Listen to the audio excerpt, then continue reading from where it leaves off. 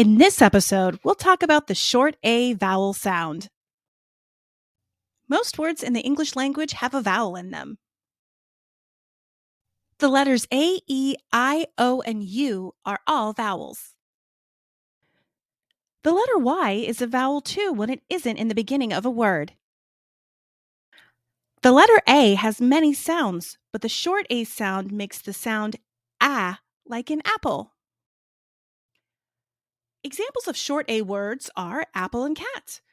The A in both words make the ah sound. Now let's spell mat. Sound it out. What sounds do you hear? You're right. The sounds and t make up the word mat. There are also a few ways you can use short A to help you read. When a word has one vowel and the vowel comes at the beginning, the vowel usually starts with a short A, like in axe or at. Now, when a word has one vowel and it comes between two consonants, it is actually a short A sound, like in hat and in can.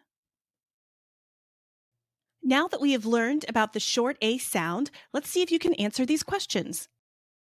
Which word has a short A in it? Hat or pig? What do you think? You're right, the word hat has a short A in it. How do you spell rat? You're right, you spell it R-A-T.